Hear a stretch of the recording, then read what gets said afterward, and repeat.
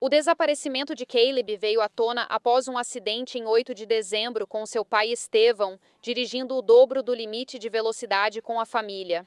De acordo com o relatório do acidente, a caminhonete teria saído da estrada e batido em uma árvore. Como resultado, ele e a irmã de 2 anos de Caleb morreram. A mãe de Caleb foi levada de avião para a UAB, diz a Aliá. Nenhum usava cinto de segurança.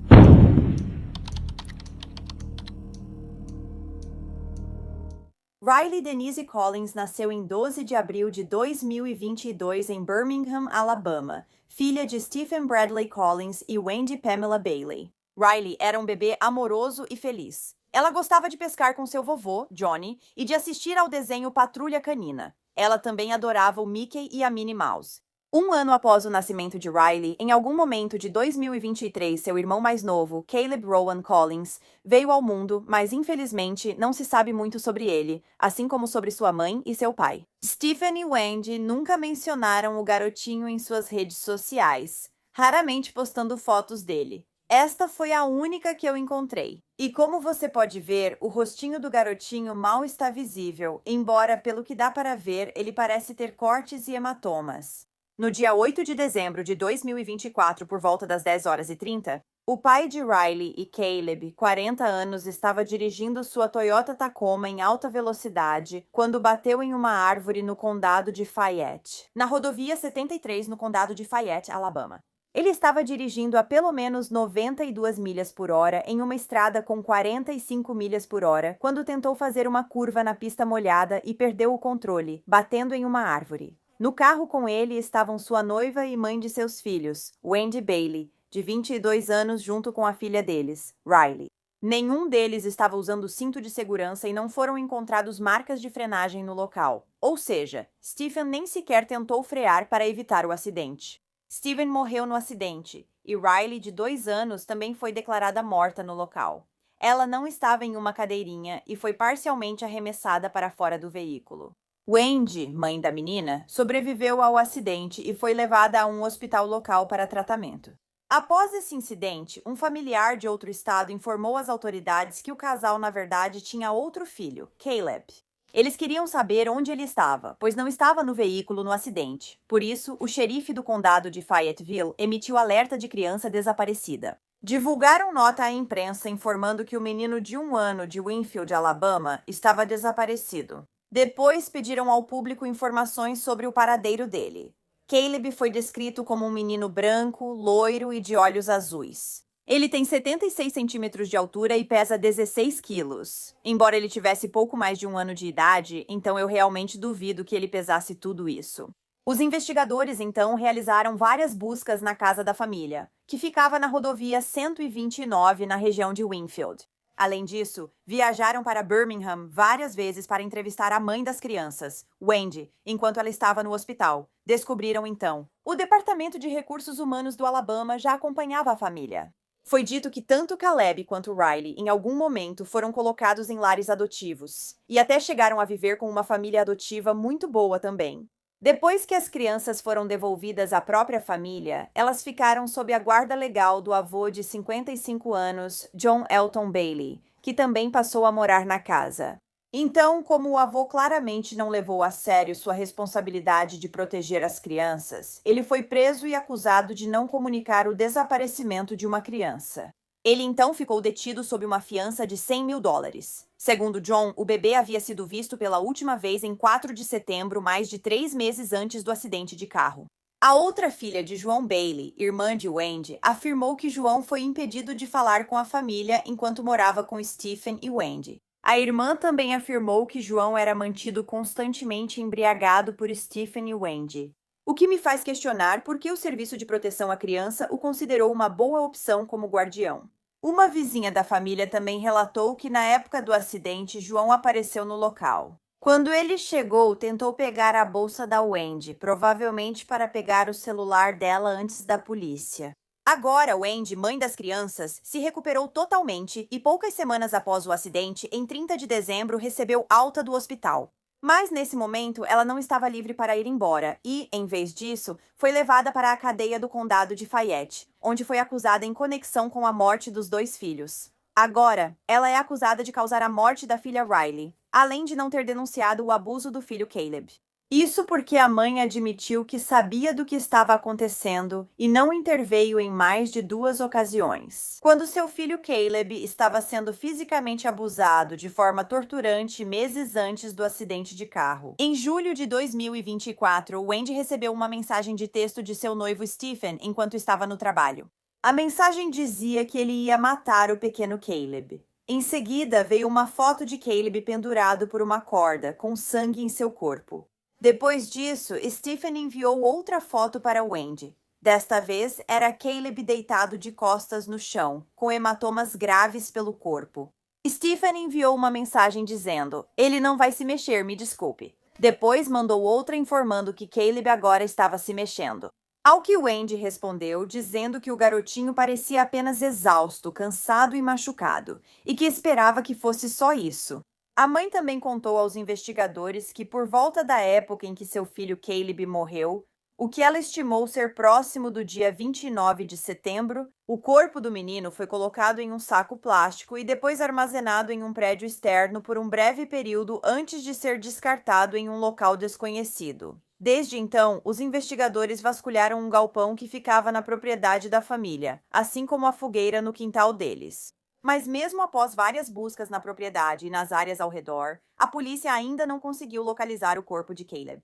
Wendy ainda está presa e foi acusada de violência doméstica, abuso de cadáver, abuso infantil agravado e homicídio culposo por negligência criminal. Em relação à morte de sua filha Riley, os investigadores também disseram que mais acusações são possíveis.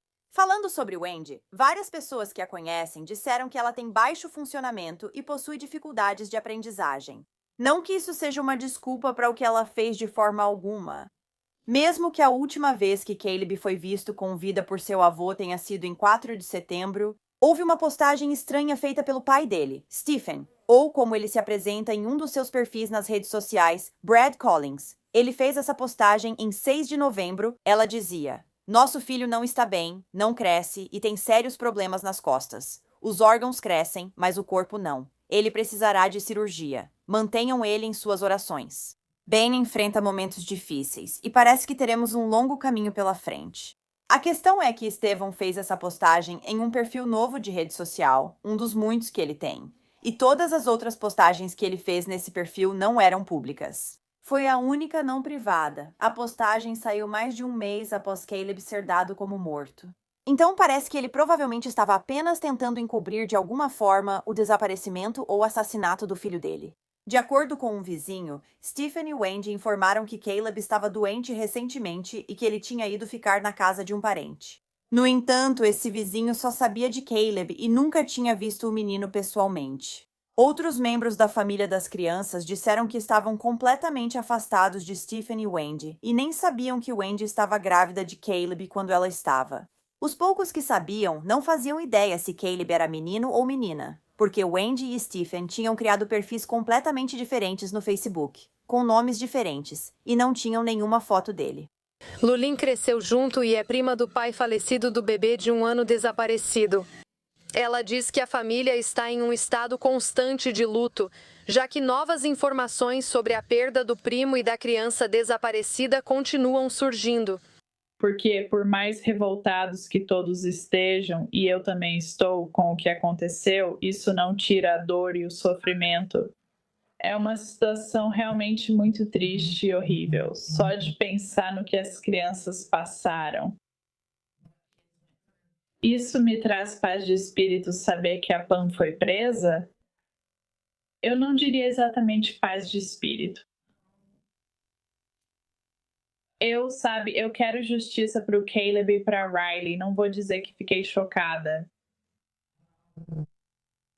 Eu tinha esperança de que o resultado fosse ser diferente. Sabe, se o Caleb não está mais entre nós, então onde estão os restos dele? O que aconteceu? Dizem que Stephen pode ter achado que Caleb não era seu filho, o que explicaria porque o machucava. E não a irmã mais velha dele, a Raila, já que dizem que ela não sofreu o mesmo tipo de abuso que o irmão sofreu. Algumas pessoas especularam que talvez a Raila já estivesse morta antes do acidente de carro, e que isso foi só uma forma dos pais dela esconderem que também já a haviam matado. No entanto, a polícia confirmou que a garotinha realmente estava viva antes do acidente. Também foi dito online que Wendy trabalhou em um aterro sanitário até setembro de 2024. Depois, ela começou a trabalhar no tribunal. Depois disso, ela continuou indo ao aterro 2 a 3 vezes por semana para coletar dinheiro e fazer papelada. Isso fez com que muitos especulassem que o corpo de Caleb possivelmente está no aterro sanitário, embora eu não tenha ouvido nada sobre as autoridades terem investigado essa pista. Colegas de Wendy no aterro disseram que ela frequentemente chegava ao trabalho com hematomas, mas preferiram não se envolver. Até o momento, Wendy continua presa e o corpo de Caleb ainda não foi encontrado. Qualquer pessoa que tenha informações relacionadas ao caso ou ao paradeiro de Caleb é incentivada a ligar para o gabinete do xerife de Fayette no número 2-059-323205. O funeral da pequena Riley foi realizado no domingo, 15 de dezembro de 2024, na capela da funerária Riser e Son, em Columbia, Louisiana. Ela foi então sepultada no cemitério Fellowship, também em Columbia.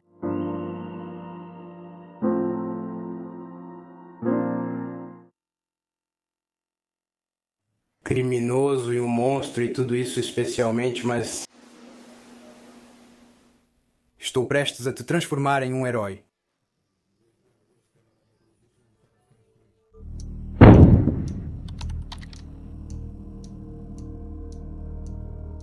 Maurício, ou Isaías, como era chamado Torres, nasceu em 3 de julho de 2008, filho de seus pais, Maurício e Kate Torres.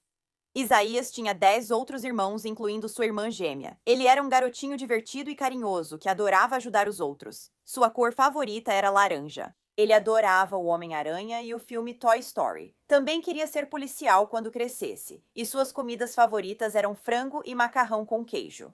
Isaías também adorava usar chapéus, cantar, dançar e contar piadas de knock-knock. O pequeno Isaías e suas 2 irmãs, Madalena e Mackenzie, também faziam trabalho voluntário no Centro Comunitário Samaritano em Rogers, Arkansas. A diretora disse que ele e sua irmã iam toda semana para ajudar a montar os pacotes de lanches. E o pequeno Isaías, que era muito prestativo, adorava desmontar caixas. Agora, os pais de Isaías, Maurício e Kátia, se conheceram em Jonesboro, Arkansas, e se casaram em 2002. Maurício já havia sido casado antes e morava na Califórnia. Ele tinha 2 filhos desse casamento, Maurício Júnior e Érica. Eles 2 moravam com a mãe, e Kátia tinha 4 filhos do casamento anterior. Os filhos dela se chamavam Nicholas, Bailey, Spencer e Quinton. O casal teve 2 filhos, que já haviam sido retirados de sua guarda. Maurício e Kátia então tiveram uma filha, além de Isaías e sua irmã gêmea, totalizando 11 filhos entre os 2. Na tarde de 29 de março de 2015, a mãe de Isaías, Kátia, ligou para o 190 para informar que Isaías não estava respondendo. Quando os primeiros socorristas chegaram à casa da família, na 9 Creswell Circle, em Bela Vista, encontraram o garotinho deitado de costas no chão. Quando perguntaram ao casal o que ocorreu, eles disseram que tinham acabado de voltar de uma viagem de acampamento em família, mas não sabiam o que havia de errado com o menino. No entanto, quando os paramédicos colocaram o pequeno Isaías, de 6 anos, na maca, perceberam que ele tinha vários hematomas, lacerações e ferimentos perfurantes. Portanto, a polícia foi acionada. Infelizmente, Isaías faleceu pouco depois de chegar ao hospital, às 0h23 do dia 30 de março de 2015. Descobriu-se que o menino de 6 anos tinha sinais de trauma por objeto contundente na cabeça e extremidades, além de um caso grave de sepse. Essa infecção ocorreu depois que um objeto foi introduzido no reto de Isaías, objeto esse que a polícia descobriria mais tarde ser um grande pedaço de madeira. Eles também descobriram que Isaías tinha 23 ferimentos distintos na cabeça. Ele tinha dentes que haviam sido arrancados ou quebrados, seu nariz estava quebrado e ele tinha uma lesão estranha em formato de diamante no abdômen. O pai do menino, Maurício, disse aos médicos que os ferimentos, pelo menos os das costas, eram de uma queimadura química, que isso tinha acontecido meses antes, depois que Isaías caiu em uma poça de água sanitária no banheiro, segundo Maurício. Isaías tinha sido tratado desses ferimentos em um hospital, mas os médicos não conseguiram confirmar isso agora. Quando uma busca foi realizada na casa dos Torres, a polícia encontrou respingos de sangue nas paredes, no chão e no teto do quarto principal e do banheiro principal anexo. Respingos de sangue também foram encontrados em halteres de 15 libras que estavam dentro do banheiro e no quarto. Uma ferramenta de atiçador de lareira que tinha um formato de diamante, semelhante ao que foi encontrado no corpo de Isaías, foi descoberta. Além disso, havia vômito e um estetoscópio encontrados na cama. Então, quando o trailer da família foi revistado, aquele que eles tinham acabado de usar em sua recente viagem de acampamento, os detetives encontraram uma grande mancha circular de sangue em um dos colchões.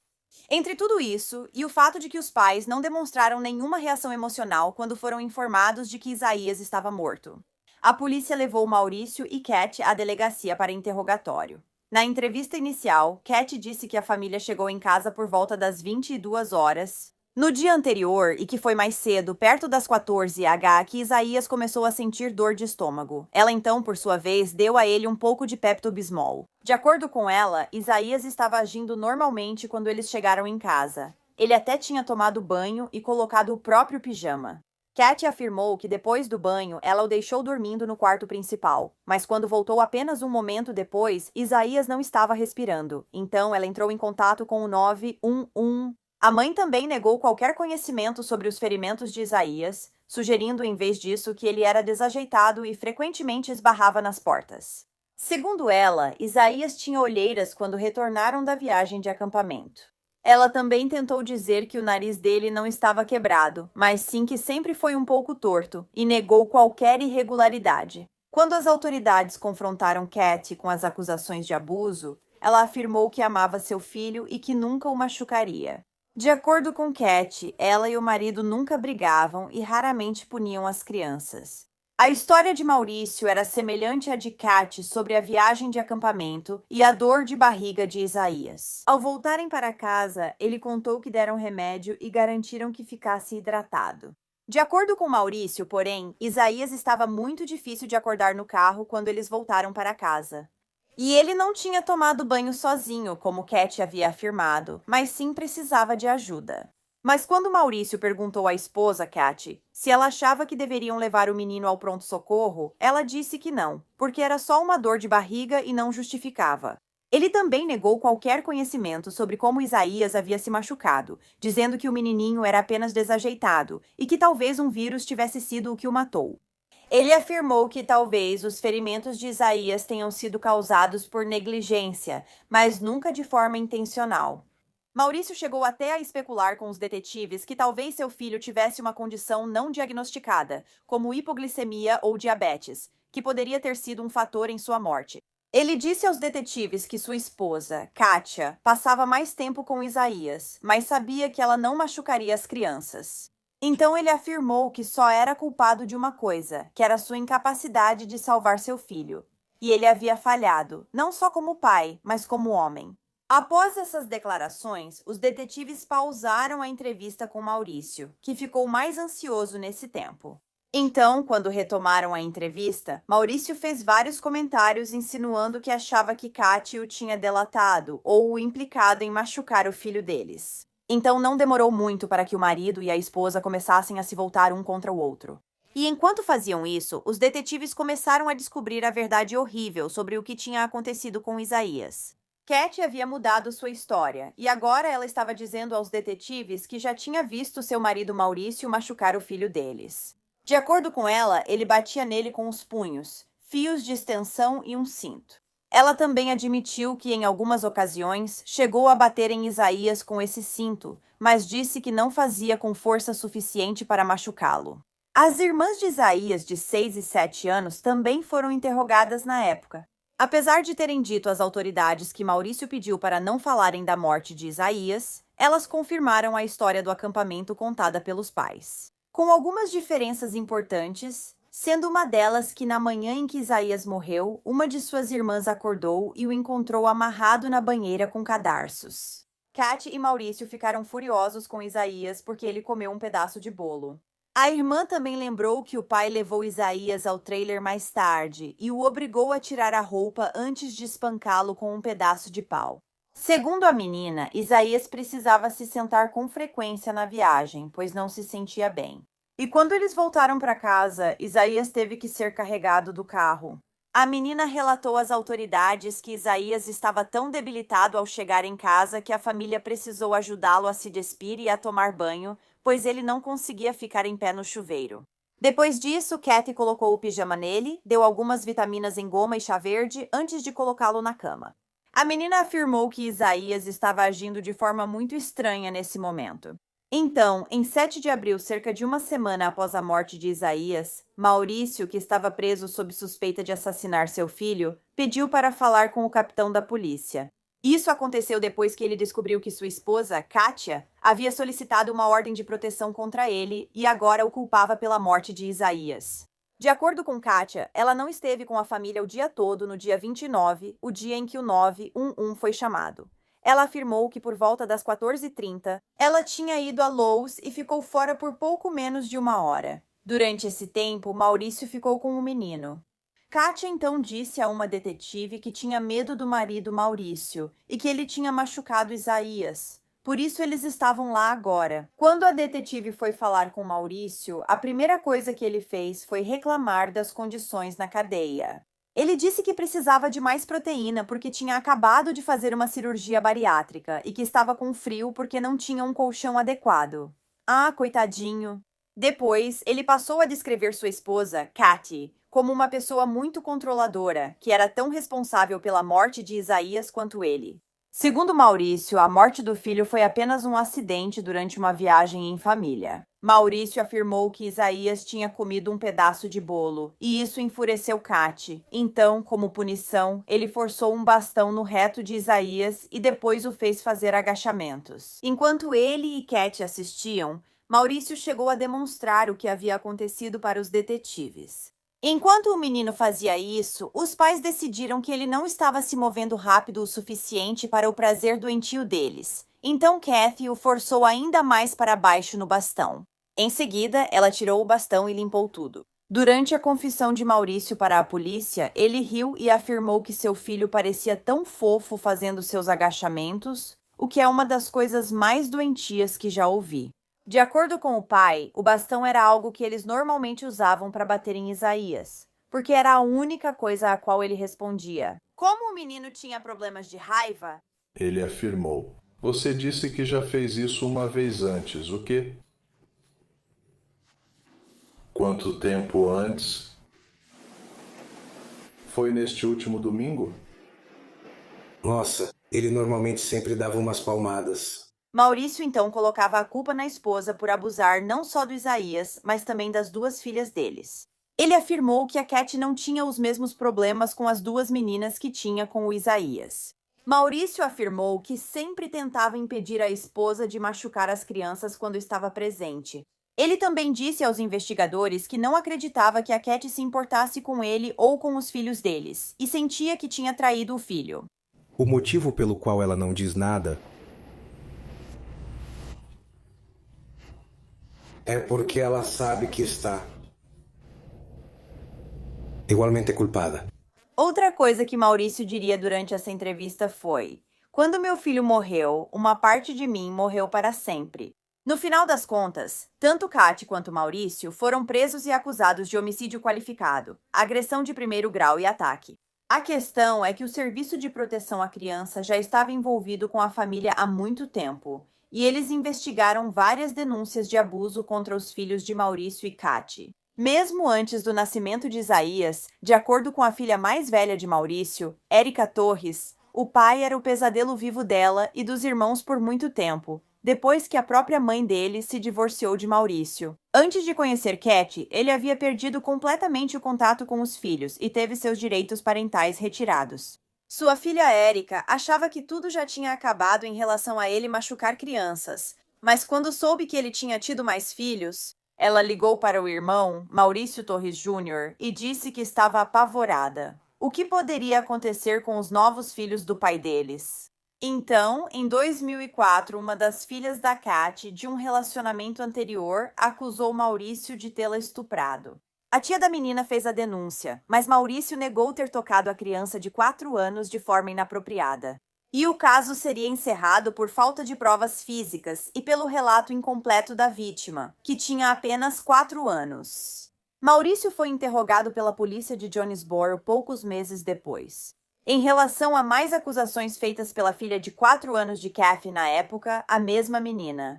E mesmo que o Serviço de Proteção à Criança tivesse registros de que essa menininha e seus irmãos já haviam sido colocados em lares adotivos anteriormente devido a acusações de abuso físico, a agência mais uma vez determinou que essas alegações eram infundadas.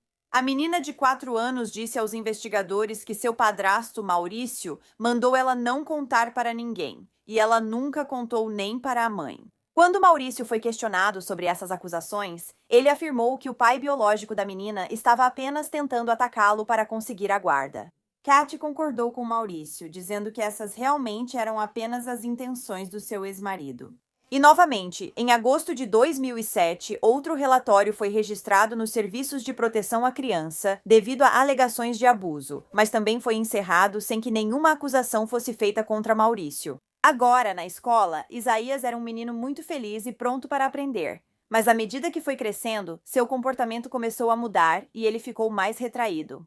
Ele também começou a ficar mais irritado e combativo tanto com seus professores quanto com seus colegas. Seus professores também perceberam que Isaías estava roubando comida de outros alunos e revirando o lixo na tentativa de encontrar algo para comer. Os professores da Academia Embaixadores de Cristo, onde Isaías estava no jardim de infância, logo notaram que ele chegava à escola com hematomas e cortes. E esses ferimentos nunca pareciam cicatrizar. Por isso, as professoras começaram a fazer anotações e relatar suas preocupações ao Departamento de Serviços Humanos do Arkansas. Mas parece que nada foi feito em relação a essas preocupações, já que elas foram consideradas infundadas mais uma vez. Então, após esses relatos, Isaías e suas irmãs foram tirados da escola e passaram a estudar em casa no ano seguinte. Agora, mesmo que todas as crianças da casa estivessem sendo maltratadas, Isaías era tratado muito pior do que as outras. Enquanto os irmãos do menino recebiam refeições caseiras ou de restaurantes, ele era forçado a comer arroz com feijão ou sanduíches de pasta de amendoim. Isaías também tinha seu aniversário ignorado regularmente, e seus pais celebravam apenas sua irmã gêmea, dando a ela carinho e presentes. Além disso, Isaías nunca recebia presentes de Natal e, em vez disso, ganhava carvão. Com o passar do tempo, as coisas só pioraram para o menino, e Maurício fazia Isaías beber sua urina e comer suas fezes. O garotinho não tinha permissão para tomar nada além de banhos frios. Ele era espancado com um cabo, sapatos, paus e socos, e frequentemente era forçado a dormir em uma gaiola de cachorro. Às vezes, Maurício pegava uma cueca, mergulhava em um balde com seu próprio xixi e depois obrigava Isaías a usá-la na cabeça pela casa. Uma vez, Maurício chegou a arrancar os dentes do menino com um alicate e jogou água sanitária em seu corpo. As irmãs mais velhas de Isaías eram obrigadas a bater nele com um pedaço de pau, além de vigiá-lo de vez em quando, para garantir que ele não escapasse de sua gaiola à noite ou roubasse comida. Uma vez, Isaías foi até forçado a ficar dentro de uma lixeira por cerca de um mês. Kathy acabou admitindo o assassinato do próprio filho, em março de 2017. Ela fez um acordo judicial que retirou a pena de morte como possível punição. Ainda assim, ela insistiu que não causou nenhum dos ferimentos dele. Kathy foi condenada à prisão perpétua. Quando chegou a vez de Maurício ser julgado, sua defesa tentou colocar toda a culpa em Kathy. Mas era óbvio que o pai tinha algo a ver com a morte e o abuso do filho, Isaías.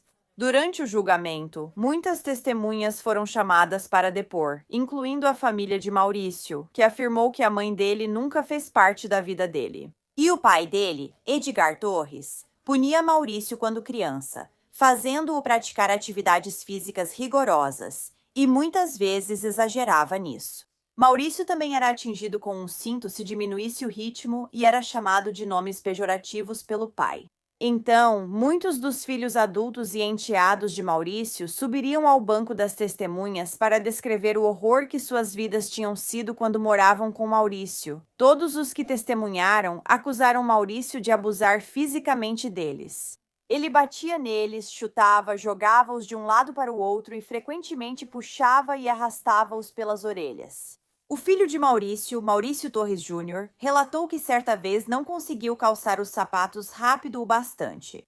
O pai dele o chutou com tanta força que ele vomitou por causa disso, e depois foi forçado a comer o próprio vômito.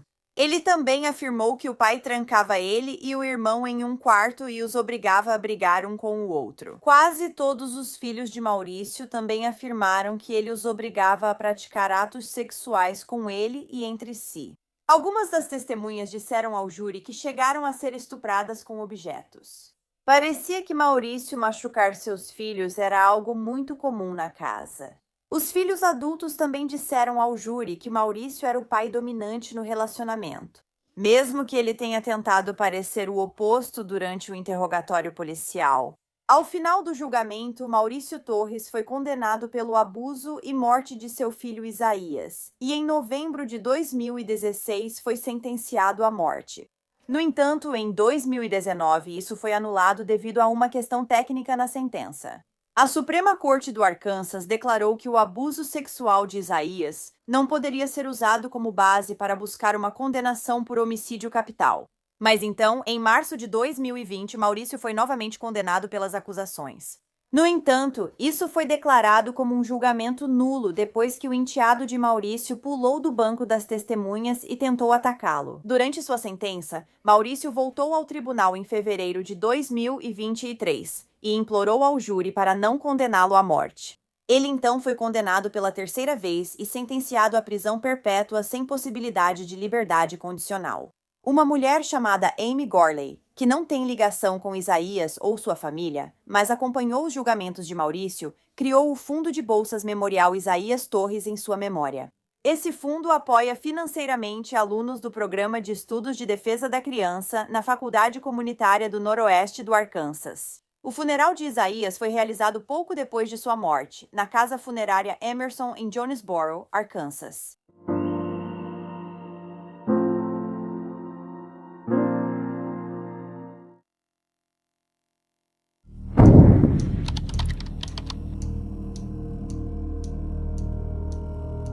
Rashid Briant nasceu em 13 de dezembro de 2018, filho de sua mãe, Jabora Debris, e de seu pai, Cristóvão Briant, em Opa, Laca, Flórida, e ele também tinha outros 10 irmãos. O caso de Rashid é extremamente triste e fica ainda mais doloroso pelo fato de não haver nada escrito sobre sua personalidade ou sobre o que ele gostava.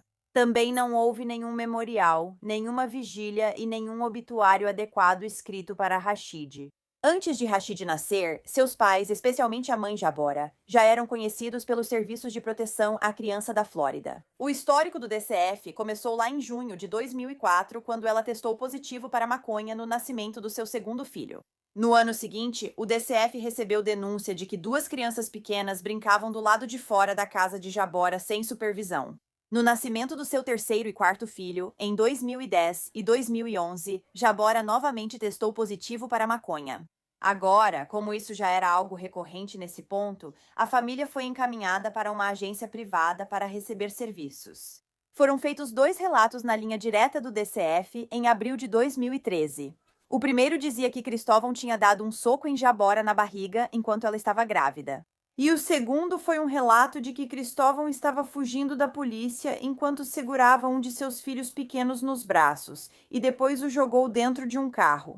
A família então ficou sob supervisão do DCF e 3 meses depois, Jabora novamente testou positivo para maconha no nascimento de seu 5º filho.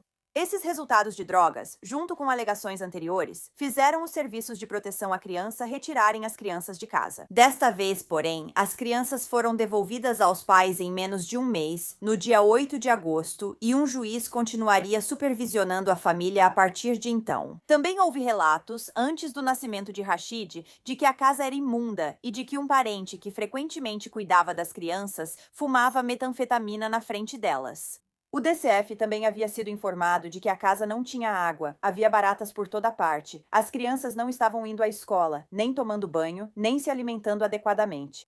Dizia-se também que a mãe e o pai estavam fumando maconha com crack nessa época, e que eles estavam vendendo seus cupons de alimentação.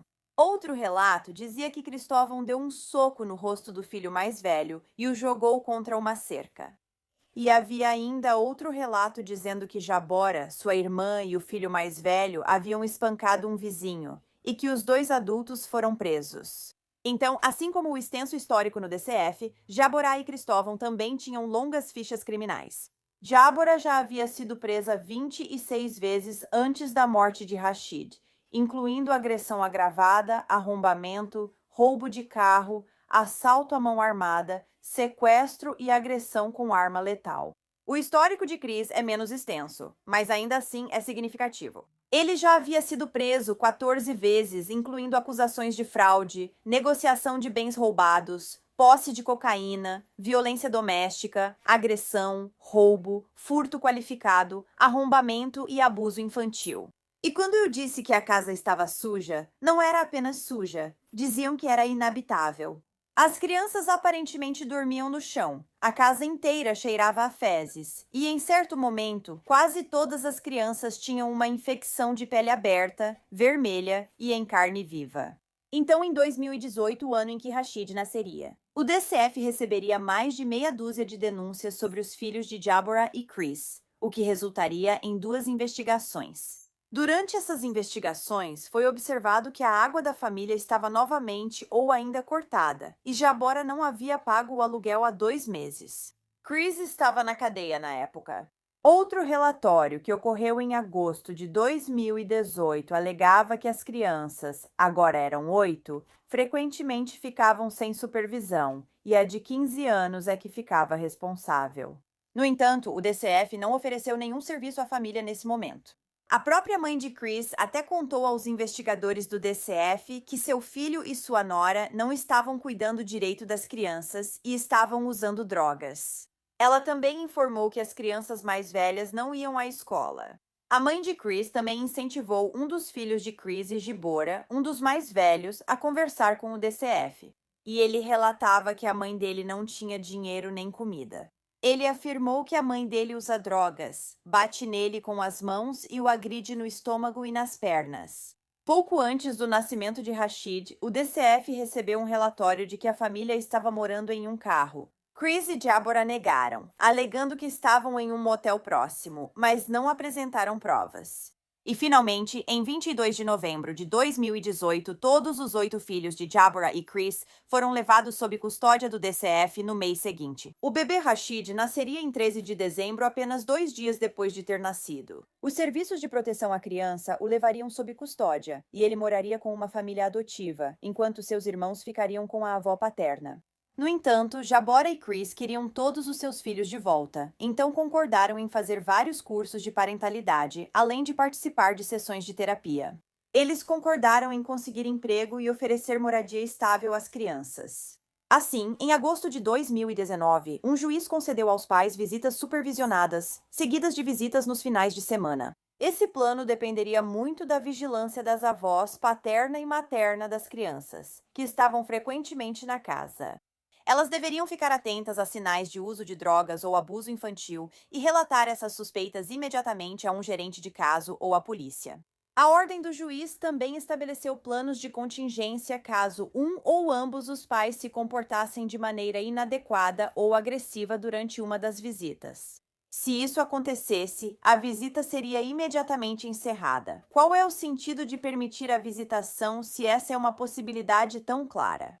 E a visitação de Jábora e Chris com as crianças seria cancelada apenas alguns meses depois, em outubro de 2019, quando eles não informaram ao juiz, nem a mais ninguém, que haviam se mudado. O casal, que deveria estar fazendo terapia, mantendo empregos e moradia estável, não estava fazendo nada disso. Ambos haviam faltado a quase todas, se não todas, as consultas agendadas com os terapeutas. E em setembro de 2019, eles foram despejados novamente e estavam morando em um Clarion Inn perto do aeroporto. Durante esse período, Jábora e Chris tentavam recuperar a guarda dos filhos.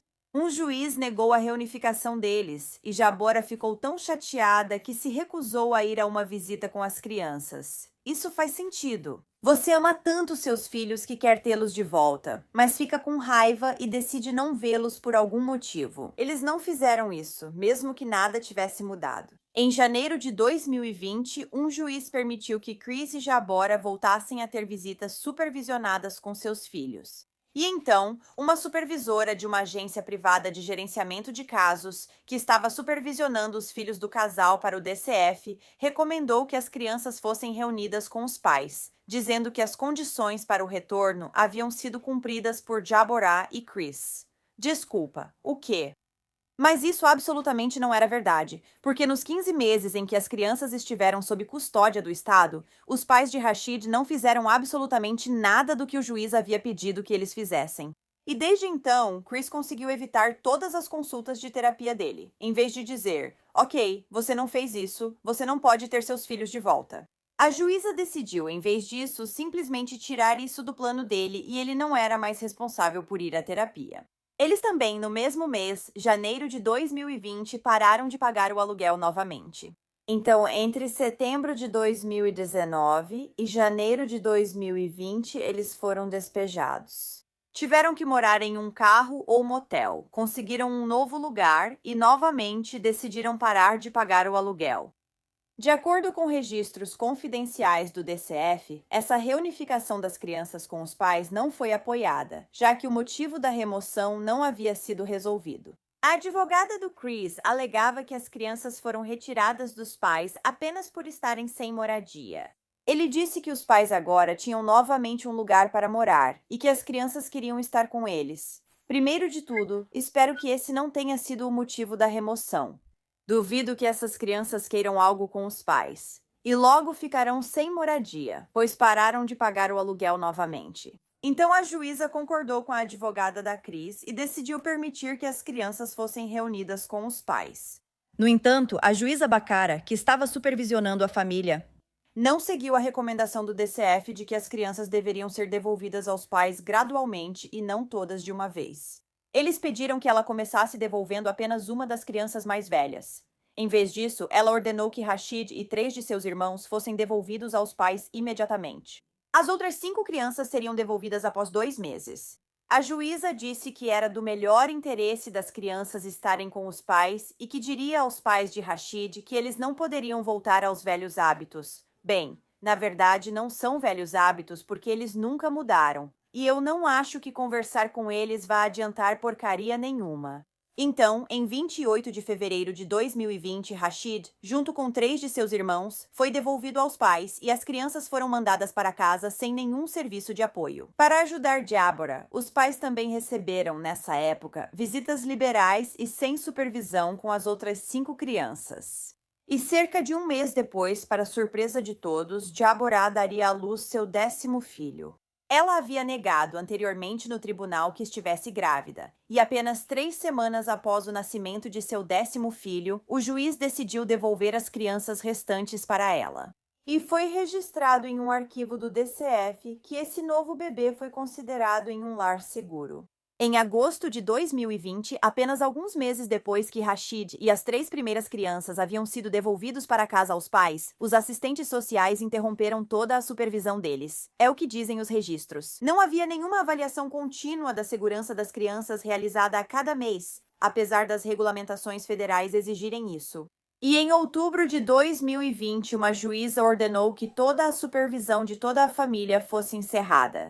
Eles estavam sozinhos, bons pais novamente, aos olhos da juíza, pelo menos acho que sim. Como eu disse, a supervisão foi encerrada para as 4 primeiras crianças em agosto e a supervisão completa de todas as crianças foi encerrada alguns meses depois, em outubro.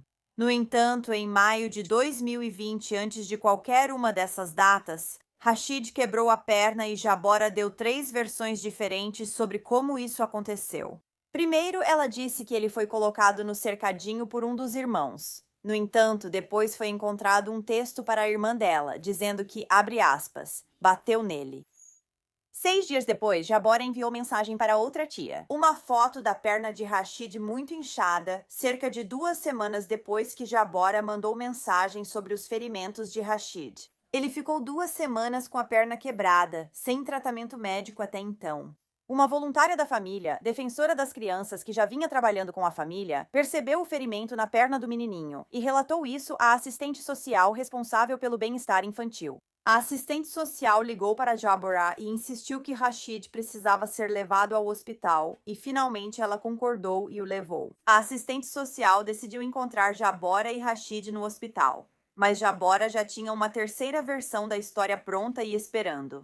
Ela disse para a assistente social que Rashid estava brincando na cama de cima do beliche. Ele nem tinha 2 anos ainda e rolou e caiu.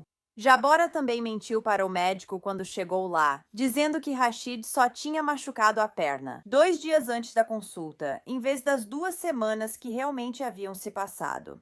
E disseram que o médico ofereceu a Jabora 2 opções: um raio-x ou cuidados de suporte com analgésicos para Rashid. Ela decidiu ficar com a segunda opção. Claro, ela não queria fazer um raio-x para que eles vissem o quão grave era a fratura. No entanto, os registros do Hospital Jackson North mostrariam que Jabora realmente recusou o raio-x e não procurou nenhum outro tratamento médico depois disso. Segundo ele, a assistente social anotava enquanto estava no hospital com Jabora e Rashid. E ela observou que Rashid conseguia ficar de pé na perna, porém, assim que percebia que sentia dor, ele parava de andar completamente com a perna. Também dizia que o médico não suspeitava de nada errado e a assistente social não parecia nem um pouco preocupada. Agora, embora Jabora nunca tenha sido acusada pela lesão, o DCF acabou levando Rashid por um tempo. Não sei porquê, já que a assistente social não parecia preocupada. Rashid foi devolvido em menos de 2 meses após ser atendido por um médico por lesão na perna. E foi nesse mesmo mês que o DCF decidiu encerrar a supervisão dele, ou seja, apenas algumas semanas depois que o DCF havia encerrado toda a supervisão da família inteira. Jabora acordou por volta das 10h30 da manhã do dia 6 de novembro e afirmou que encontrou Rashid inconsciente e sem respirar. Os lábios dele estavam azulados, o maxilar travado e espuma saía do nariz e da boca dele. Mas, em vez de ligar para os serviços de emergência, ela decidiu ligar para a irmã dela, a Shanti. A Shanti depois contou à polícia que a irmã dela estava em pânico, chorando e muito abalada por causa do bebê, embora eu tenha dificuldade em acreditar nisso. No telefone, a Shanti disse para Jabora ligar para uma ambulância e foi correndo até lá. Quando ela chegou, às 11h50 da manhã, Jabora estava segurando Rashid e não havia paramédicos lá. Rashid não estava respirando e já não respirava 1 hora antes, quando a mãe dele o encontrou. Mesmo assim, elas só ligaram para o 192 meia hora depois, e Jabora e sua irmã começaram a fazer RCP, como a operadora do 192 havia instruído. Mas claramente já era tarde demais. Jabora contou aos investigadores que depois de encontrar Rashid inconsciente, colocou seu filho no chão, apoiou a cabeça dele em uma toalha e começou as tentativas de reanimação, mas um muco avermelhado estava saindo do nariz dele. Rashid foi levado para o centro médico Miami Jackson North, onde não conseguiram reanimá-lo. Ele tinha apenas 22 meses de idade. Enquanto a polícia estava lá, eles perceberam que, além da casa de Jabora e Chris estar imunda, eles usaram sacos de lixo pretos, papel alumínio, papelão e até um colchão pequeno para cobrir as janelas, impedindo a entrada de luz do sol ou, mais provavelmente, de olhares curiosos dos vizinhos. Quando a autópsia de Rashid foi realizada, o médico legista confirmou que Rashid tinha 2 fraturas no crânio, uma antiga e uma recente. Ele ainda tinha uma costela fraturada em cicatrização e uma perna recentemente quebrada. A causa da morte de Rashid foi complicações de lesões agudas e crônicas por força contundente. As causas contribuintes foram negligência dos pais e a omissão de cuidados médicos adequados. A morte de Rashid foi, claro, considerada homicídio. Poucos dias após a morte do bebê, Jabora e Chris foram presos e acusados de negligência infantil com grande dano corporal, mas as acusações depois foram agravadas para homicídio culposo e abuso infantil agravado. Quando Jabora falou com a polícia, ela disse que não tinha ligado para o 911 imediatamente porque entrou em pânico e não sabia o que fazer. Ela também não queria que as outras crianças soubessem o que estava acontecendo. Jabora também disse que nunca tinha machucado fisicamente seu filho e que Rashid, na verdade, tinha sofrido 2 convulsões nos últimos meses. Jabora também disse que no dia anterior à morte de Rashid, ele tinha comido raviolis, um doce de arroz crocante e Kool-Aid azul no jantar. Depois disso, ele estava correndo e brincando com seus irmãos antes de irem dormir às 22 horas. Com a perna quebrada, tenho certeza que ele estava. E a tia de Rashid, a Shanti, confirmaria essas afirmações dizendo que sim, Rashid estava correndo e abraçando os parentes como de costume. No entanto, uma das irmãs de Rashid disse que não tinha visto o garotinho andar com a perna desde que ela foi machucada meses atrás. Na verdade, ela disse que Rashid praticamente tinha ficado confinado ao quarto dele, onde ficava deitado na cama quase o dia todo. Chris disse aos detetives que não teve envolvimento em nenhum dos ferimentos do filho e também não viu mais ninguém causar esses ferimentos.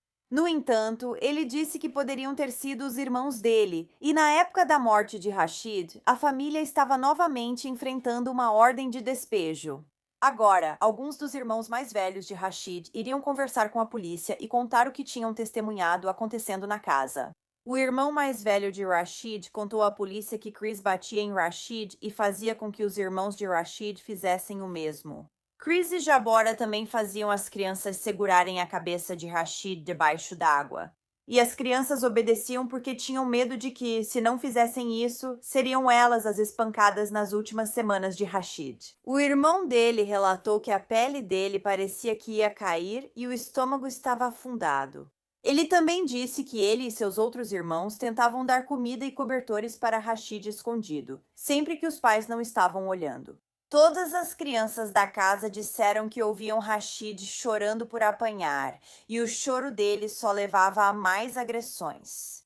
O irmão mais velho de Rashid relatou às autoridades que também sofria abusos. Ele disse que um parente que tinha se mudado para a casa com a família o chicoteava com cintos e amarrava uma corda em volta do pênis dele enquanto eles estavam no chuveiro.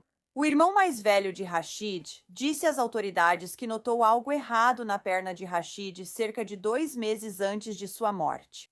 O adolescente colocou Rashid na cama e percebeu que ele se encolhia e chorava sempre que sua perna era tocada. E quando ele tentava massagear a coxa de Rashid para talvez ajudar a aliviar a dor, Rashid afastava sua mão.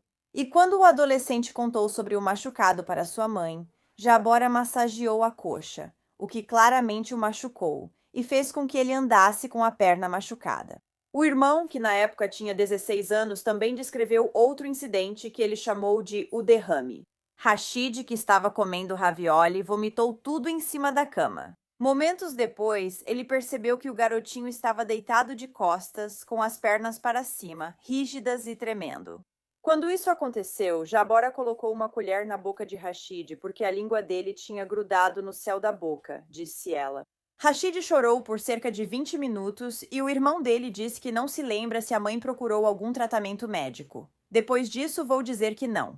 E depois desse derrame, como o irmão chamou, Rashid não conseguia mais mexer o braço direito. Ele estava morto agora. Uma das irmãs mais velhas de Rashid morava com uma tia, provavelmente porque os pais não prestavam. Mas ela tinha ido visitar a casa de Chris e Jabora no dia 2 de novembro, e quando ela fez isso, percebeu que Rashid não só estava parecendo menor, mas também lembra que ele estava mole do lado direito. Vomitava depois de comer e precisava ser apoiado contra a parede para conseguir sentar. Ela disse que os olhos de Rashid também estavam se movendo em direções diferentes naquela época, então esse pobre garotinho já estava com uma lesão cerebral traumática dias antes de morrer.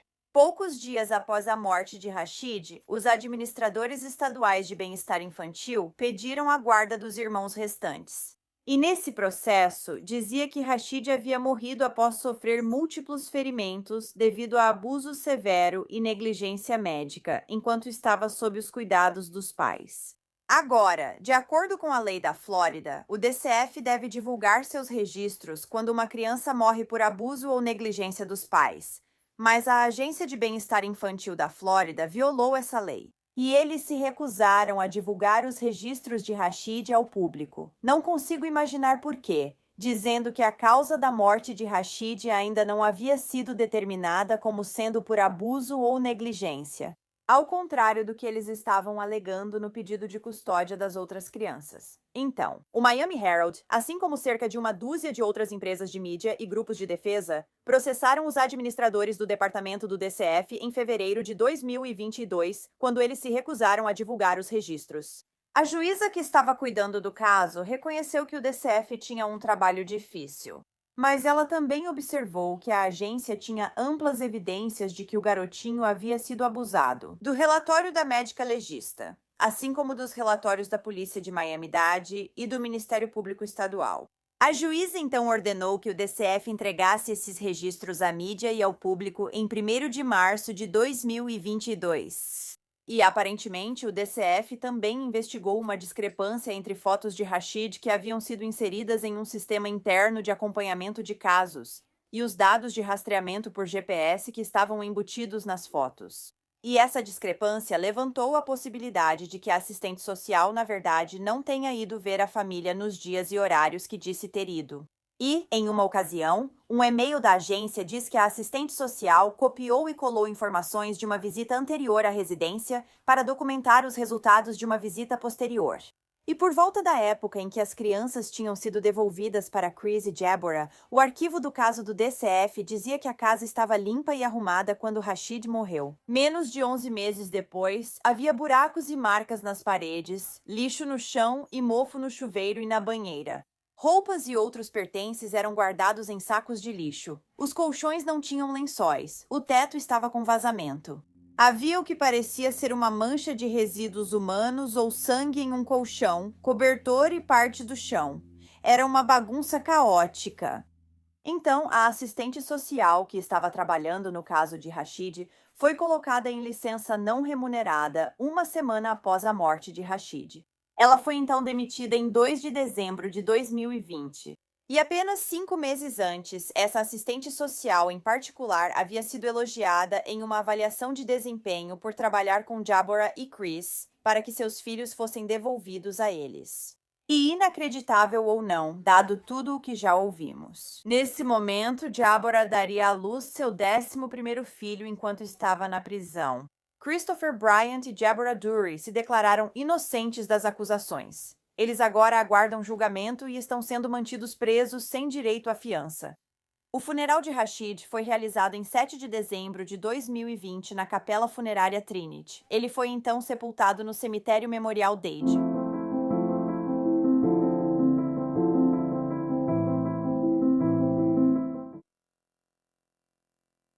Em vez de protegê-lo e cuidar dele, de alimentá-lo, eles o torturaram, espancaram, humilharam e o deixaram passar fome.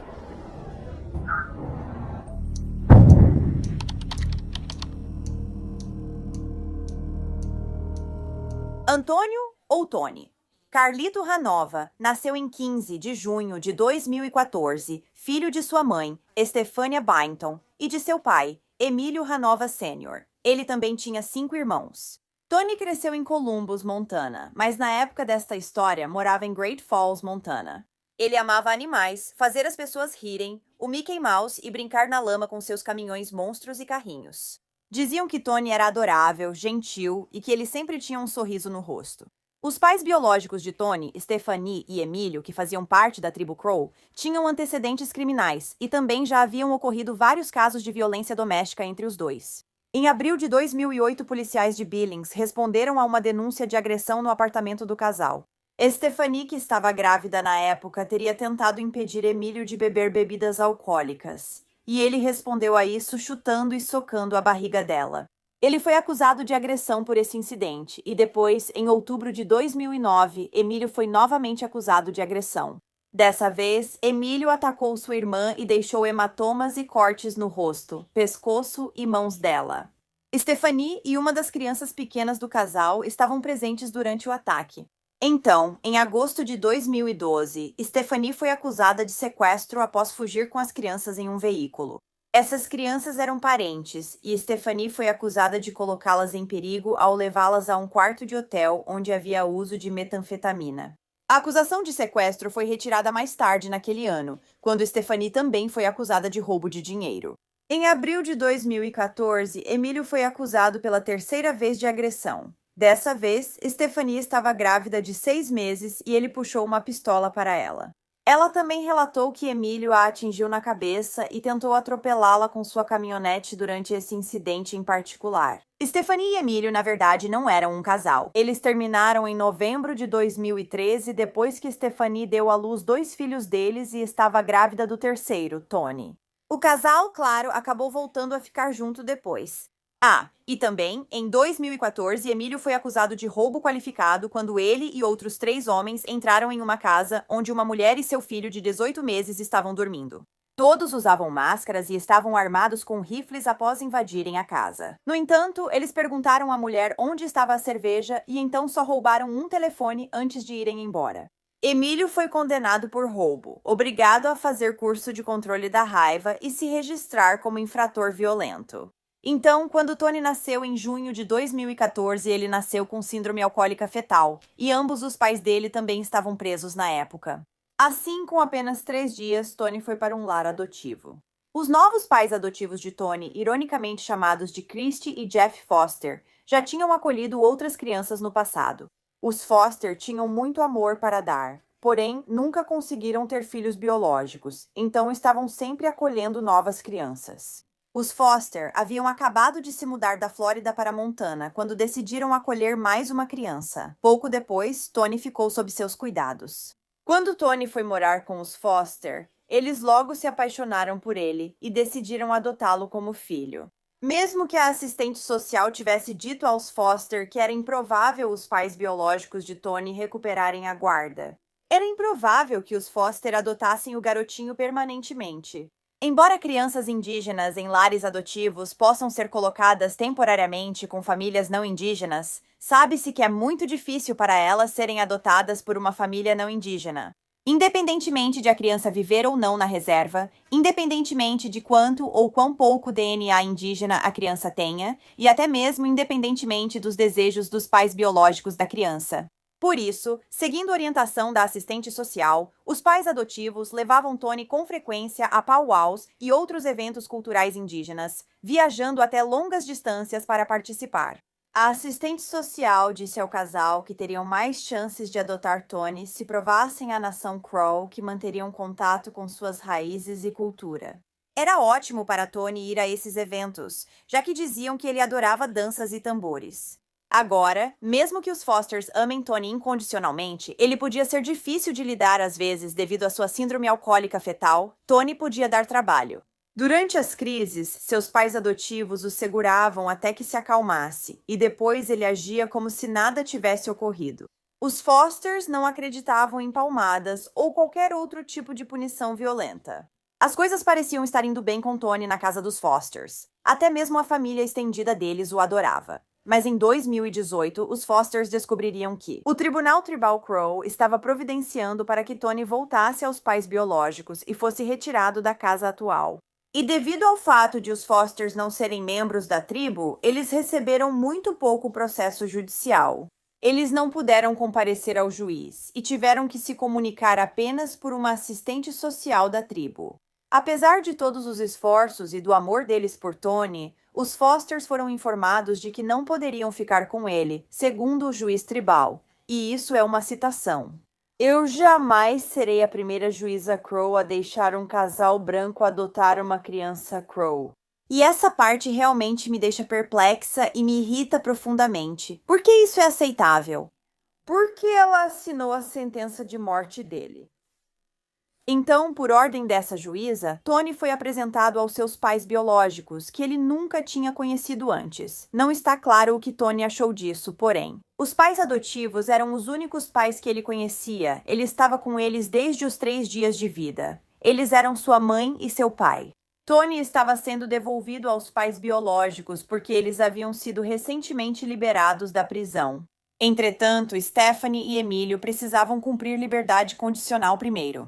Eles precisavam de emprego e moradia estável antes de Tony poder voltar para eles e terem tempo com ele. Tudo começou com visitas supervisionadas, acompanhadas por uma assistente social para garantir que nada acontecesse, como uma possível fuga com ele. Essas visitas supervisionadas passaram a ser não supervisionadas, incluindo pernoites. Apesar das tentativas de adoção, logo ficou claro que Tony teria que sair do lar adotivo. Uma das últimas viagens da família adotiva com Tony foi para a Disney World, em fevereiro de 2019. Toda a família participou e mimou Tony, pois sabiam que provavelmente seria sua única chance de ir à Disney World. Queriam que ele se lembrasse disso. No dia em que Christy e Jeff deixaram Tony com seus pais biológicos pela última vez, em março de 2019, eles lhe disseram: "Se começarem a te machucar, conte para um adulto que possa ajudar." Os pais adotivos ficaram de coração partido e temiam que algo acontecesse com Tony sob os cuidados dos pais biológicos, especialmente pela interação que tiveram. Dias antes, os pais adotivos avisaram Stefania e Emílio que levariam as coisas do Tony, como cama e brinquedos, mas Stefania e Emílio recusaram. "Não tragam a cama dele, não temos espaço para ela, não tragam os brinquedos dele, também não temos espaço para eles." Então, em sua nova casa, Tony não tinha uma cama, não tinha seus brinquedos, não tinha um quarto. Ele estava dormindo no chão. Como isso pode ser aceitável? Só porque os pais dele são nativos americanos e moram em uma reserva? Quando estava com os pais adotivos, Tony também tinha um tablet próprio. Claro, ele não pôde levar isso com ele para a casa dos pais biológicos porque poderia fazer ligações e enviar e-mails com o tablet. Em vez disso, os pais adotivos compraram para Tony um livrinho e, dentro de uma das páginas, colocaram o número de telefone, o endereço deles e um bilhetinho que dizia: "Mamãe te ama agora." Stephanie e Emílio fizeram todo tipo de promessa aos pais adotivos, incluindo que eles poderiam ser padrinhos do Tony, que poderiam visitá-lo quando quisessem e que poderiam levá-lo para passar fins de semana e até férias de vez em quando. Quando os pais biológicos recuperaram a guarda do Tony, quase não permitiram que ele ligasse para Christy e Jeff. No começo, os pais adotivos podiam fazer chamadas de vídeo com o Tony, mas depois isso acabou e as coisas só pioraram a partir daí. Durante uma das raras ligações telefônicas com o Tony, que tinha 4 anos na época, ele estava chorando ao telefone, e a Christy podia ouvir a Stephanie ao fundo gritando: "Ela não é sua mamãe, eu sou." Os pais adotivos, frustrados com as tentativas de contato com Tony, decidiram se mudar para Nashville quando Christy recebeu uma oferta de emprego melhor. E mesmo assim, a Christy continuou mantendo contato com a assistente social e disse para ela que, se qualquer coisa acontecesse, eles adorariam receber o Tony de volta em casa. Mas, para piorar, a assistente social disse aos pais adotivos que, mesmo sem poder cuidar de Tony, os pais biológicos também não poderiam tê-lo de volta. Ele apenas retornaria ao sistema de adoção. Em junho de 2019, 3 meses após Tony voltar para seus pais biológicos, eles o levariam ao pronto-socorro do Benefits por hematomas no rosto, e o médico o descreveria com olhos tristes. No momento dessa visita, a equipe do pronto-socorro também percebeu que o irmão de Tony, que na época tinha 2 anos, praticamente não tinha dentes, pois todos haviam apodrecido, e o irmão de 1 ano também tinha os dentes extremamente estragados. Disseram que as 3 crianças estavam muito sujas, por isso o médico chamou o serviço de proteção à criança. Mas, quando chegaram, a família já tinha deixado o hospital. Eles então tentaram localizar a família, mas não conseguiram, então encerraram o caso. No entanto, eles não se esforçaram muito, ou praticamente nada.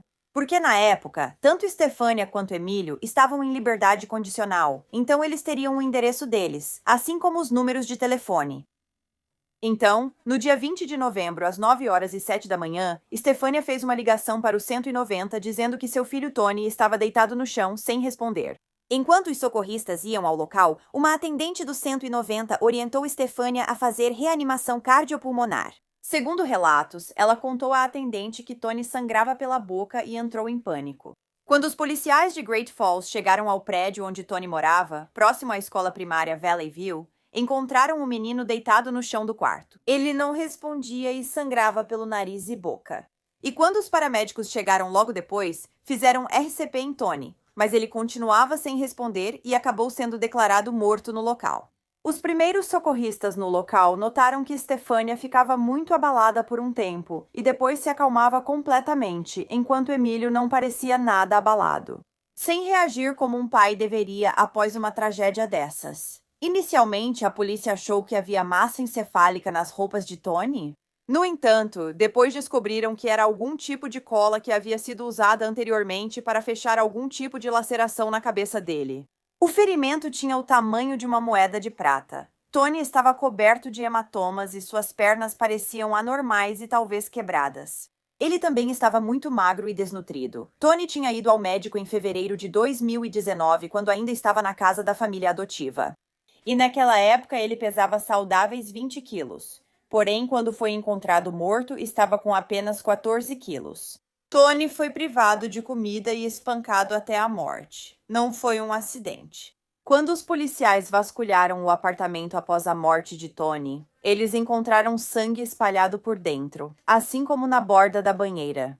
Junto com Stephanie e Emílio, outros 2 adultos estavam no apartamento na noite anterior, Haskell Birdtail e Tiana Small. Uma policial que chegou à cena viu Haskell carregando um saco de lixo do apartamento até a lixeira. Ao inspecionar o saco de lixo, a policial encontrou um pano ensanguentado com coisas horríveis nele.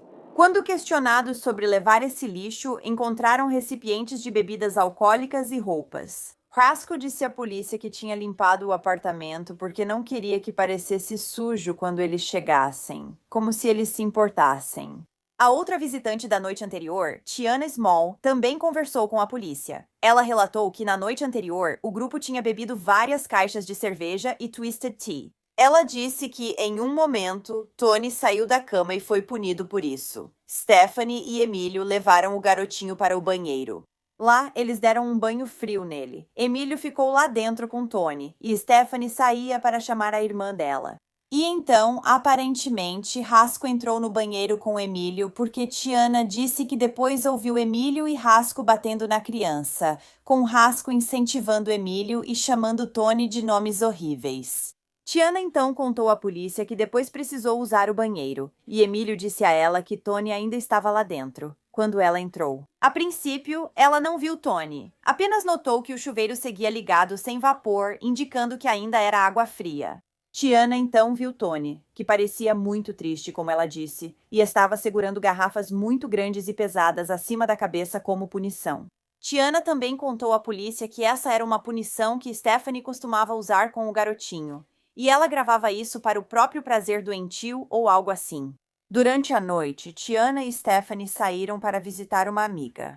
E foi então que Stephanie disse a ela que estava preocupada e estressada porque não deveria estar com Tony. O Serviço de Proteção à Criança não estava realmente procurando por ele. Emílio Hanova, Stephanie Byington e Haskell Birdtail foram presos e acusados pela morte de Tony.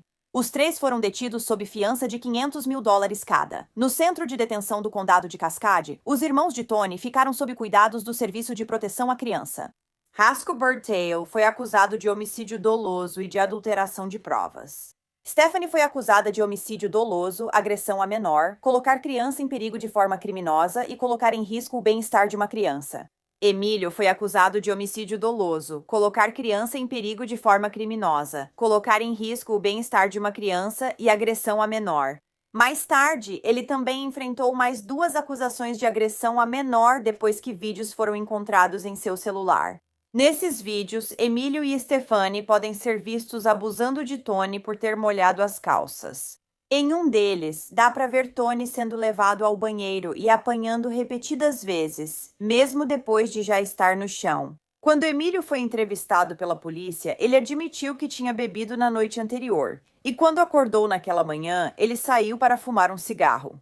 Pouco depois, sua esposa, Stephanie, saiu para avisá-lo que o filho deles, Tony, não estava respirando. Ele afirmou não saber por que Tony tinha ferimentos ou qual era a causa da morte dele. E embora Emílio tenha admitido que foi a última pessoa a tocar em Tony, quando a polícia o questionou mais sobre isso, ele ficou agitado e começou a xingá-los. Também havia discrepâncias nas declarações de Emílio à polícia. Foi encontrado sangue em sua calça que ele insistiu ser esmalte. Mas ele também disse que não tocou em seu filho nem ajudou na RCP depois que ele foi encontrado inconsciente. Então, não haveria motivo para ele ter sangue em suas roupas. Emílio também parecia ter sangue no rosto e no lábio quando a polícia chegou, e ele estava tentando limpar. Além disso, os ferimentos que ocorreram no corpo de Tony não poderiam ter acontecido em um período tão curto de tempo enquanto ele estava lá fora fumando um cigarro. Quando a polícia falou com Stephanie, ela disse que ouviu Emílio e Haskell espancando Tony. Ela disse que também sabia que Emílio tinha usado cola em um dos ferimentos de Tony. Stephanie também relatou a eles que, algumas semanas antes, Emílio realmente tinha chutado o filho contra um objeto, ferindo-o. Ela também admitiu que ela e Emílio, em ocasiões anteriores, bateram em Tony com cintos e fios elétricos. Então, um dos advogados de Emílio pediu uma sentença de 60 anos para seu cliente, com 20 desses anos sendo suspensos. Ele disse que Emílio havia sido classificado como insensível e sem emoções. No entanto, houve momentos após a morte de Tony em que ele ficou visivelmente abalado. Ele disse que seu cliente não conseguia compreender como acordou e encontrou Tony sem respirar e realmente morto. Essa mesma advogada também disse que Estefânia nunca inventou desculpas para sua participação no crime. E ela estava em um relacionamento abusivo com Emílio, o que dificultava sua capacidade de enfrentá-lo. Em fevereiro de 2021, Roscoe Birdtail se declarou culpado das acusações de agressão a menor por responsabilidade e adulteração de provas. A acusação de homicídio doloso foi retirada depois que não houve nenhuma evidência ou qualquer vestígio de DNA encontrado no corpo de Tony que sugerisse que Roscoe havia matado o garotinho. Ele estava apenas incentivando Emílio. Até então, Roscoe não tinha nenhum histórico criminal. No entanto, após a morte de Tony, ele foi acusado de estrangular um membro da família, além de roubo qualificado. No entanto, em relação ao assassinato de Tony, ele foi condenado a 5 anos na prisão estadual de Montana por uma acusação e a 10 anos por outra. Essas sentenças devem ser cumpridas em sequência, e ele poderá obter liberdade condicional perante o tribunal. Roscoe pediria desculpas por não ter feito nada na noite do assassinato de Tony.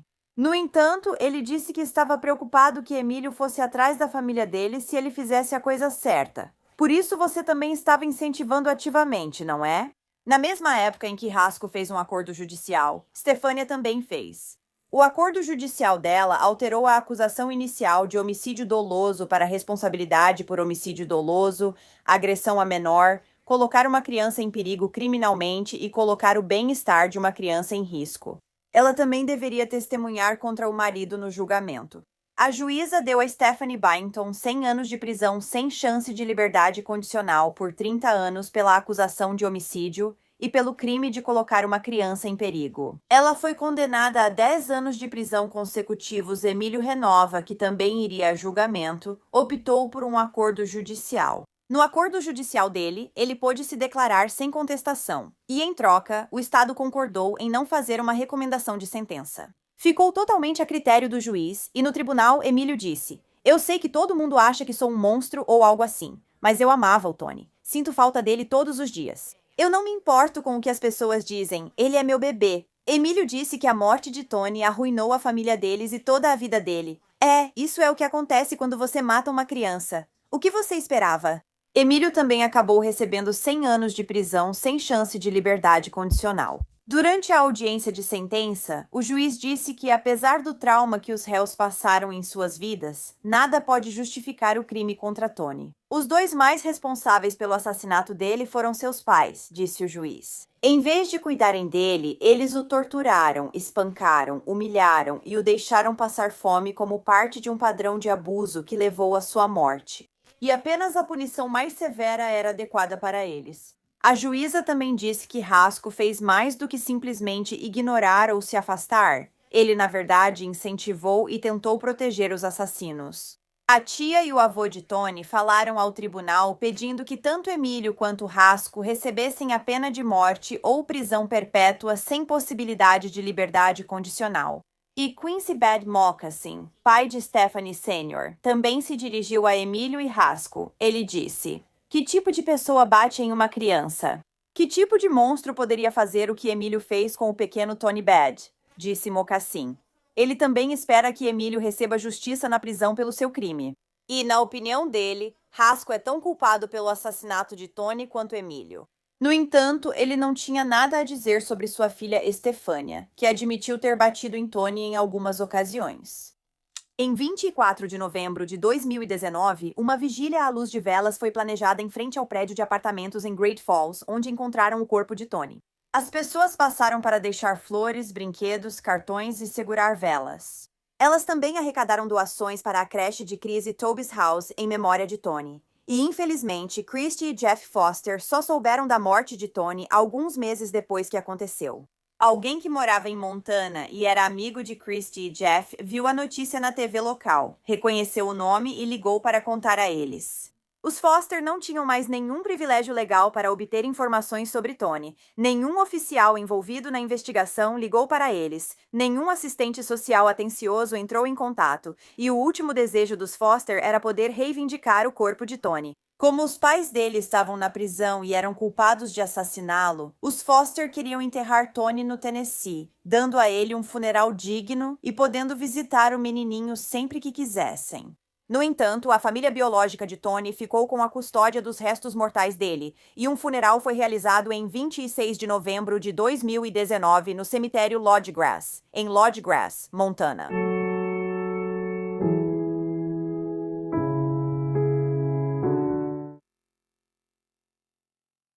Algumas cadeiras atrás de Vega durante essa audiência no tribunal de PC.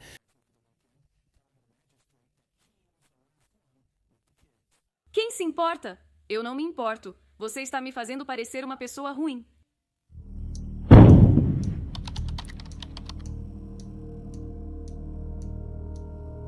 Mazzali e Marina Vega nasceram em 31 de agosto de 2023, filhos de Angelina Calderon e Fernando Vega, em Houston, Texas. As gêmeas também tinham 2 irmãos mais velhos. E, infelizmente, essas bebês nunca tiveram a chance de desenvolver gostos, desgostos ou hobbies, pois foram tiradas deste mundo em uma idade tão jovem. Os pais das meninas, Angelina e Fernando, começaram a namorar quando estavam no ensino médio, por volta dos 16 anos. No entanto, o relacionamento deles nunca foi bom. Sempre foi muito tóxico e volátil. Fernando não só traiu Angelina muitas vezes durante o relacionamento, como também começou a se tornar muito violento com ela. No final de 2022, Fernando agrediu Angelina tão brutalmente na frente dos 2 filhos mais velhos dela que quase a matou. E mesmo que Angelina tenha terminado com Fernando depois desse incidente, eles voltaram a ficar juntos apenas alguns meses depois. E nesse momento, Angelina ficou grávida das gêmeas Mazzali e Morena. As meninas nasceram em 31 de agosto de 2023 e estavam felizes e saudáveis. Mas assim que Angelina e Fernando trouxeram as meninas para a casa do hospital, Fernando começou a usar drogas para ajudá-lo a ficar acordado por longos períodos e lidar com o cansaço de cuidar dos recém-nascidos. O casal também saía frequentemente para festas, deixando as crianças com outra pessoa. Tanto Angelina quanto Fernando ainda eram muito jovens e não pareciam prontos para as responsabilidades da paternidade, mesmo já tendo 2 filhos mais velhos nessa época. Angelina, no entanto, era responsável quando se tratava de sustentar sua família. Ela sempre fazia questão de garantir que todos conseguissem se virar. Ela sabia que, após ter os gêmeos, precisava voltar logo ao trabalho para sustentar a família. E isso se tornou ainda mais urgente pelo fato de Fernando não trabalhar, então Angelina voltou ao trabalho apenas 4 semanas depois de dar à luz Mazzali e Morena. Enquanto os 2 filhos mais velhos iam para a creche, o casal decidiu que Fernando cuidaria dos gêmeos, pois ele ficava em casa durante o dia. De qualquer forma, isso acabaria se mostrando um grande erro. Cuidar de gêmeos é exaustivo, e muitos familiares de Angelina se ofereceram para ajudar o casal com os bebês. Mas os pais sempre pareciam ter desculpas para não deixarem que vissem Mazzali e Morena.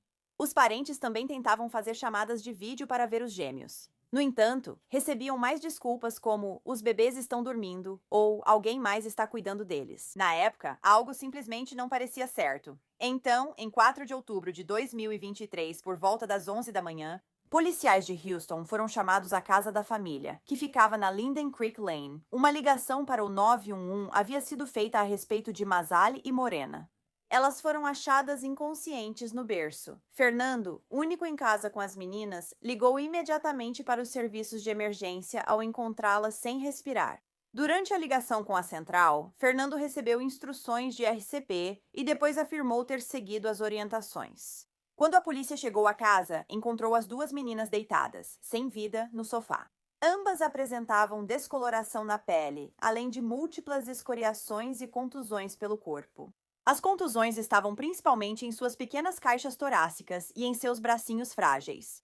Infelizmente, tanto Mazzali quanto Morena foram declaradas mortas no local às 11h22 do dia, 4 de outubro de 2023. Quando a polícia perguntou a Fernando o que aconteceu, ele disse que na noite de 3 de outubro as meninas estavam muito irritadas. Fernando disse que, depois de colocá-las no berço, ambas se acalmaram rapidamente e adormeceram na manhã seguinte, em 4 de outubro. Fernando disse à polícia que deixou as gêmeas com a avó enquanto levava Angelina ao trabalho. Mas ao chegar em casa, Fernando encontrou tanto Masali quanto Morena inconscientes no berço. Ele disse que ligou para Angelina e contou que as gêmeas não estavam acordando. Elas não estão fazendo nada, ele disse, e logo depois disso, o pai ligou para o 911. Quando Angelina falou às autoridades, disse que viu seus bebês dormindo no berço pela última vez antes de ir trabalhar, e para não incomodá-los, não os acordou. Ambos os pais, é claro, negavam que tivessem feito qualquer coisa para machucar as bebês de 5 semanas de idade. E ambos tentaram colocar a culpa pela morte das meninas no hospital onde elas haviam nascido. Ambos os pais alegaram que Masali e Morena nunca agiram como bebês normais desde que foram levadas para casa. Por que não as levaram ao médico para descobrir o que havia? Fernando comentou que a pele delas parecia estranha durante o banho, provavelmente por causa dos hematomas nos corpos, e tentando inventar uma desculpa para explicar por que estavam lá. Fernando ainda tentou culpar a filha do casal, com menos de 1 ano, pelos ferimentos nas gêmeas. Até que as autópsias de Masali e Morena fossem concluídas, ninguém foi preso em relação às mortes delas. Após a morte delas, fizeram raio-x dos corpos das 2 meninas. Uma das bebês apresentava múltiplas fraturas, como no fêmur esquerdo, costelas e clavícula. As fraturas nas costelas foram consideradas incompatíveis com as compressões da RCP. A outra menina apresentava lesões semelhantes e fratura na parte frontal da cabeça. As gêmeas estavam desnutridas e desidratadas, e uma delas tinha sinais de sangramento agudo no cérebro. Enquanto a outra gêmea sofreu hemorragia no cérebro e na medula espinhal, o que indicava um trauma recente, essas lesões provavelmente foram causadas por sacudidas ou por um trauma direto de força bruta. A médica legista que fez as autópsias em Masali e Morena afirmou que as lesões pareciam ser tanto antigas quanto recentes. Algumas dessas lesões tinham até semanas de existência. Lembre-se, esses bebês têm apenas 5 semanas de vida. As lesões das gêmeas foram causadas intencionalmente, não acidentalmente, e, como disse a patologista, deveriam ter sido reconhecidas imediatamente pelos pais e tratadas. A patologista também disse que uma das lesões das gêmeas era, na verdade, compatível com 3 eventos separados, e que ambas provavelmente foram agredidas com ou contra um objeto contundente. A polícia foi notificada em 18 de abril que as mortes de Masail e Morena foram classificadas como homicídios por traumatismo contundente. Então, mais de 6 meses após a morte das gêmeas, tanto Fernando, de 21 anos, quanto Angelina, de 21 anos, foram presos. Angelina e Fernando foram acusados de 2 acusações cada um por causar lesão corporal grave a uma criança. Uma por comissão e outra por omissão. Comissão significa realmente cometer o crime e omissão é negligenciá-los. Cada um deles recebeu fiança no valor de $750 mil e ambos foram mantidos na cadeia do condado de Harris. O casal negligenciou garantir a segurança e a supervisão de Masali e Morena, e ambos os pais não forneceram a devida atenção médica nem alimentação adequada para seus bebês. Angelina e Fernando também estão proibidos de contato entre si ou com qualquer criança, inclusive seus filhos. Se considerados culpados, o casal pode pegar prisão perpétua e ainda ter novas acusações, como homicídio, acrescentadas depois. Isso será decidido por um grande júri. Angelina admitiu às autoridades que nunca levou as filhas aos exames de rotina de recém-nascido. Ela também disse que tanto Masali quanto Morena estiveram doentes recentemente, mas por algum motivo nem ela nem Fernando se preocuparam em levá-las ao médico. Apenas 1 semana após a morte de suas filhas, Angelina chegou a criar uma conta no GoFundMe, compreensivelmente recebendo a simpatia dos pais. Mais de $1.200 foram doados para ajudar no funeral das meninas. Mas depois que as acusações contra Angelina e Fernando vieram à tona, o GoFundMe foi encerrado. Também houve um incidente em janeiro de 2019, no qual Angelina, de 17 anos, e Fernando estiveram envolvidos no que foi dito ser um tiro acidental em uma menina de 13 anos.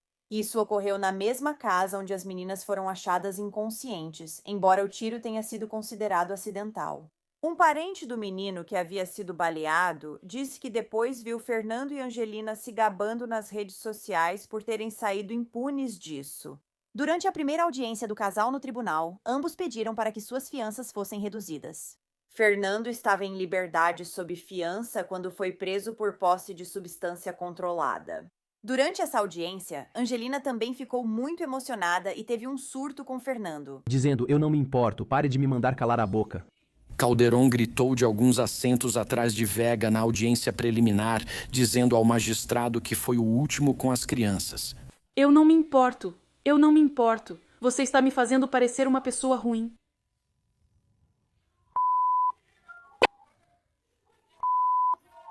Eu estava no trabalho quando eles morreram, porra. Tá bom, Angelina.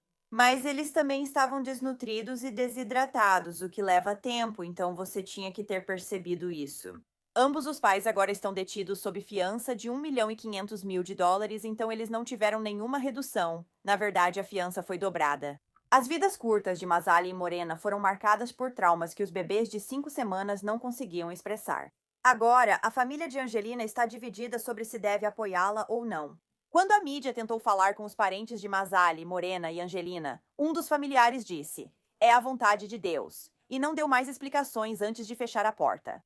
E a irmã de Angelina disse publicamente: "Ela é uma das melhores mães que conheço e estava no trabalho quando os bebês morreram."